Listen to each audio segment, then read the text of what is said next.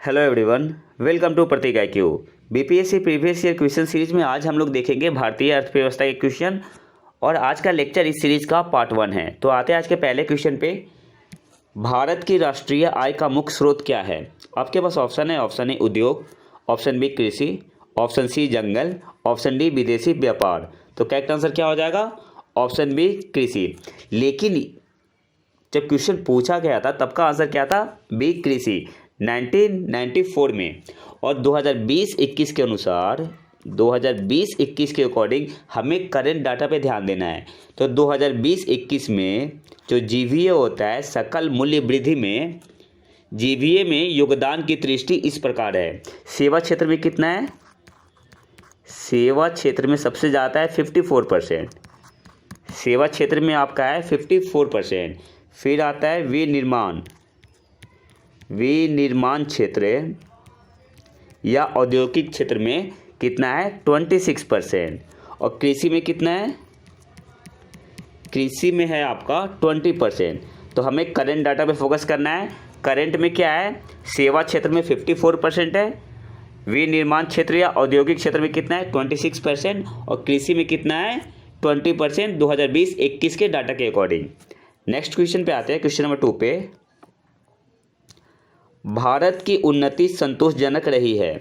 आपके पास ऑप्शन है। ऑप्शन ए कुल राष्ट्रीय उत्पाद में बढ़ोतरी के संबंध में, ऑप्शन बी बेरोजगारी में कमी के संबंध में, ऑप्शन सी प्रति व्यक्ति आय के संबंध में, ऑप्शन डी असमानता में कमी के संबंध में।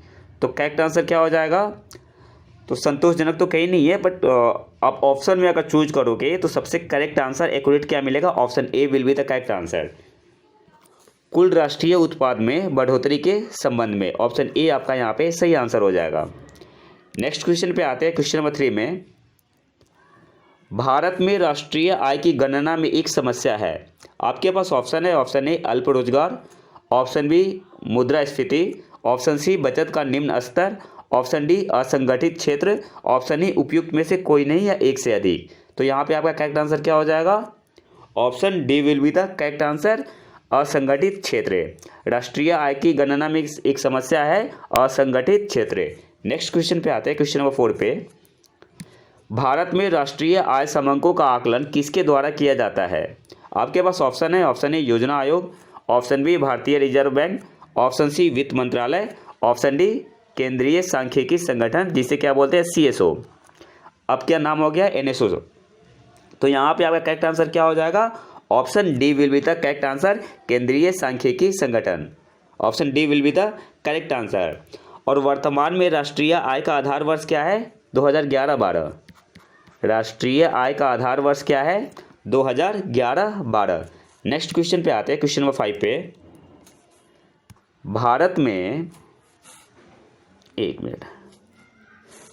भारत में औद्योगिक क्षेत्र की उपलब्धि को मापने के लिए निम्न में से कौन सी संस्था औद्योगिक उत्पादन के सूचकांक को जारी करती है?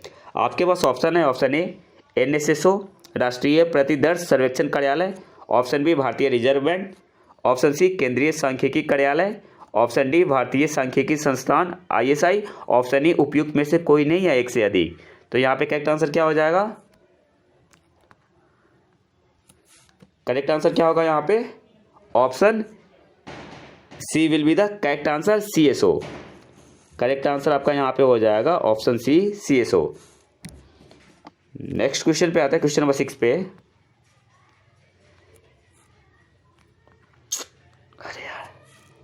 बिहार का प्रति व्यक्ति शुद्ध राज्य घरेलू उत्पाद स्थिर कीमतों पर देश की तुलना में कम है। वर्ष 2018-19 में यह था। आपके पास ऑप्शन है। ऑप्शन ए राष्ट्रीय औसत का 75%, ऑप्शन बी राष्ट्रीय औसत का 60%, ऑप्शन सी राष्ट्रीय औसत का 50%, ऑप्शन डी राष्ट्रीय औसत का 33%, ऑप्शन ई उपयुक्त में से कोई नहीं या एक से अधिक। तो करेक्ट आंसर क्या हो जाएगा? Option D will be the correct answer, राष्ट्रीय औसत का 33%। बीपीएससी 2020 का क्वेश्चन है। तो यहाँ पे आपका करेक्ट आंसर क्या हो जाएगा? ऑप्शन डी राष्ट्रीय औसत का 33 या 33%। नेक्स्ट क्वेश्चन पे आते हैं। हिंदू वृद्धि दर किससे संबंधित है? आपके पास ऑप्शन है। ऑप्शन ए मुद्रा, option B GDP, option C जनसंख्या, option D GNP, option E उपयुक्त में से कोई नहीं या एक से अधिक। तो यहाँ पे आपका करेक्ट आंसर क्या हो जाएगा? Option B will be the correct answer, GDP से। और इसका प्रयोग किसने किया था? तो प्रोफेसर राजकृष्ण ने। हिंदू वृद्धि दर का प्रयोग किसने किया था? वर्ष 1981 में प्रोफेसर राजकृष्ण ने। नेक्स्ट क्वेश्चन पे आते हैं, क्वेश्चन नंबर 8 पे। भारत में सीमांत कृषि भूमि जोत का आकार है।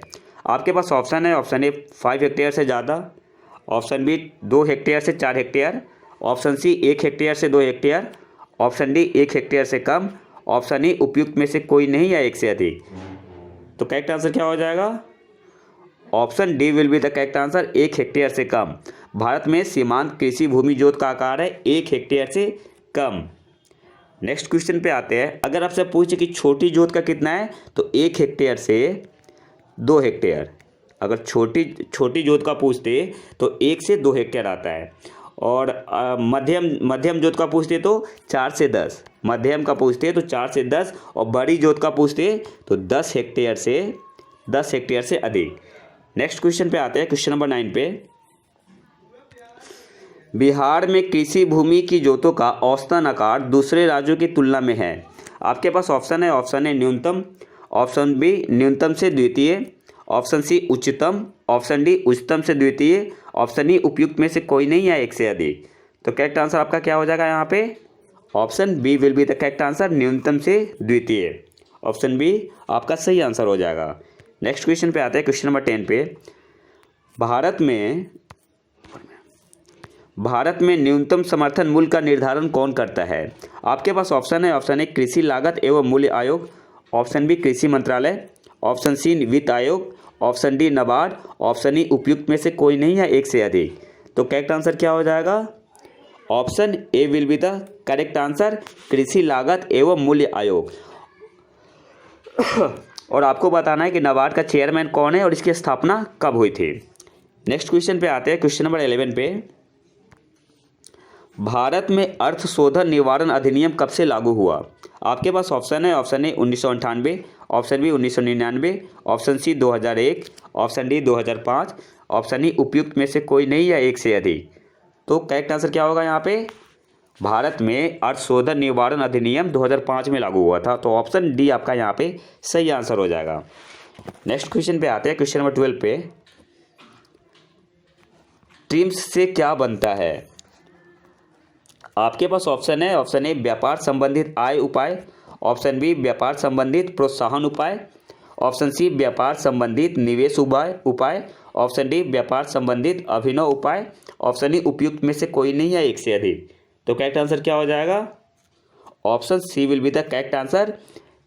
ट्रिम्स से क्या बनता है? तो व्यापार संबंधित निवेश उपाय। और ट्रिम्स का फुल फॉर्म क्या होता है? Trade related, 1 minute.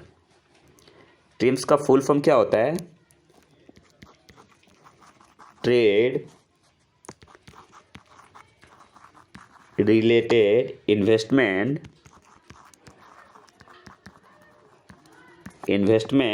मेजर्स। आपको इसका फुल फॉर्म भी याद रखना है, पूछ सकते हैं एग्जाम में। नेक्स्ट क्वेश्चन पे आते हैं, क्वेश्चन नंबर 13 पे। बिहार में न्यूनतम वार्षिक प्रति बिजली का उपभोग है। आपके पास ऑप्शन है, ऑप्शन ए न्यूनतम, ऑप्शन बी न्यूनतम से द्वितीय, ऑप्शन सी उच्चतम, ऑप्शन डी उच्चतम से द्वितीय, ऑप्शन ई उपयुक्त में से कोई नहीं या एक से अधिक। तो करेक्ट आंसर क्या हो जाएगा?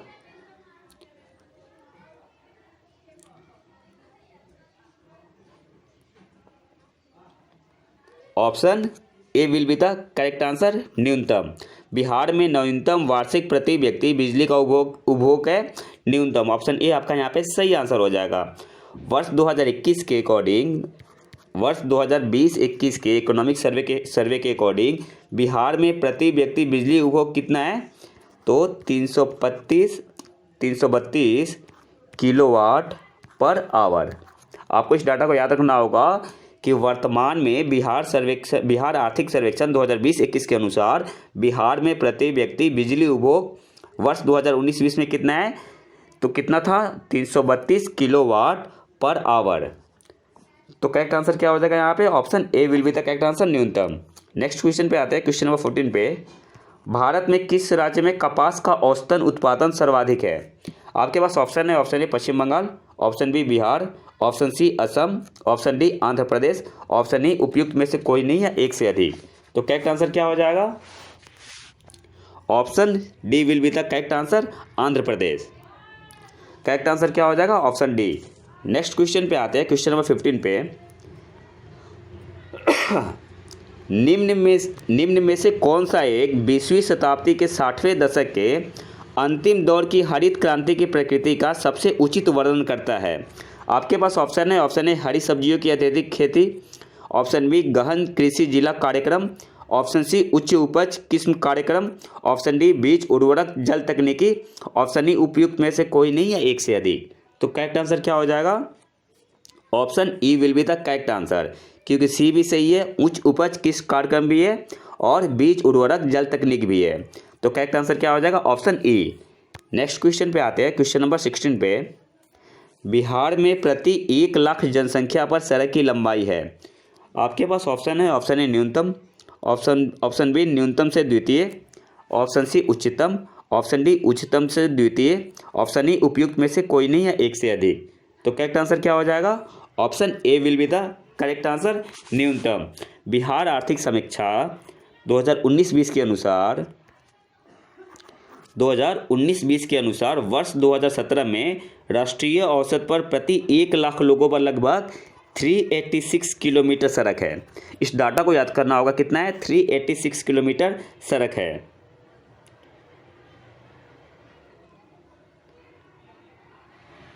नेक्स्ट क्वेश्चन पे आते हैं, क्वेश्चन नंबर 17 पे। निम्नलिखित में से कौन सा उपागम प्रोफेसर अमर्त्य सेन से संबंधित है? आपके पास ऑप्शन है, ऑप्शन ए बुल आवश्यकता उपागम, ऑप्शन बी सक्षमता उपागम, ऑप्शन सी आय उपागम, ऑप्शन डी कल्याण उपागम। तो करेक्ट आंसर क्या हो जाएगा? Option B will be the correct answer, सक्षमता उपागम। नेक्स्ट क्वेश्चन पे आते हैं, क्वेश्चन नंबर 18 पे।